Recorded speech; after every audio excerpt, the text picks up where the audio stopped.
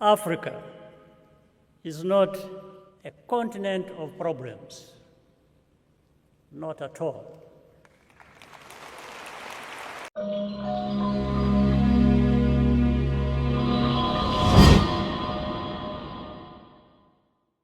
Minisitiri w'Ububanyi n'Amahanga Olivier Nduhungirehe yavuze ko u Rwanda rutazigera rwemera kwikorera umutwaro w'ibibazo bya Repubulika Iharanira Demokarasi ya Kongo mu gihe leta y'icyo gihugu idaha agaciro inzira zashyizweho zo kubikemura. Yabitangaje nyuma y'uko u Rwanda rufashe umwanzuro wo kuva mu muryango wa CEEAC kubera uburyo ibihugu biwugize biwukoresheje nabi bishaka kurukumira.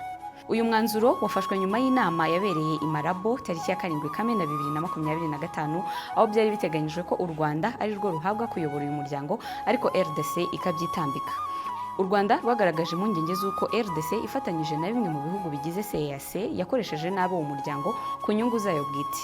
Impamvu nuko uburenganzira bw'u Rwanda bwo kuyobora uyu muryango ku buryo buhererekanywa bwirengagijwe ku bushake hagendewe ku byifuzo bya RDC.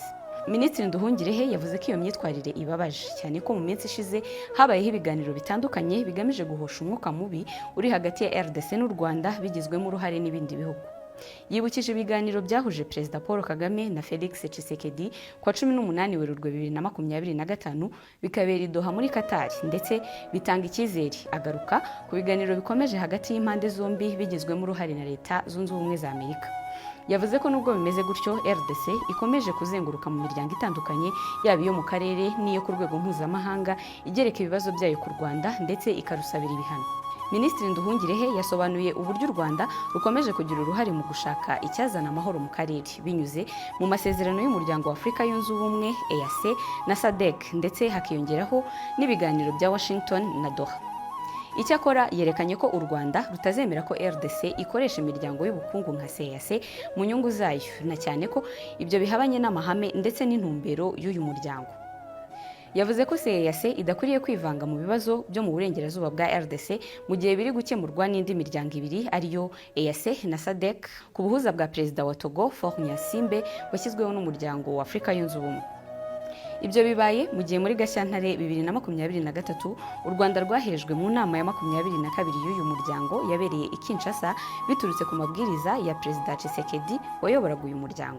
Icyo gihe u Rwanda rwahise rwandikira ibaruwa umuyobozi w'umuryango wa Afurika Yunze Ubumwe rwamagana ukwirengagizwa mu buryo bunyuranyije n'amategeko kwakozwe muri iyo nama, icyakora ntihagira igikorwa. Amakuru avuga ko ibibazo bishyamiranya RDC n'u Rwanda byakunze kugaragara mu nama za CEEAC ndetse ku wa 4 Kamena 2025 hari habaye inama yo ku rwego rw'abaminisitiri yari igamije kunga u Rwanda na RDC ariko iki gihugu gitsimbarara ku mugambi wo kwitambika iby'uko u Rwanda rwahabwa ubuyobozi bwawo. U Rwanda rwari rwavuze ko nibikomeza gutyo rugomba kuva muri CEEAC. CEEAC igizwe n'ibihugu birimo Angola, Congo, RDC, Cameroon, Gabon, Chad, Guinée Équatoriale, Centrafrica, u Rwanda, u Burundi na Sao Tome et Principe.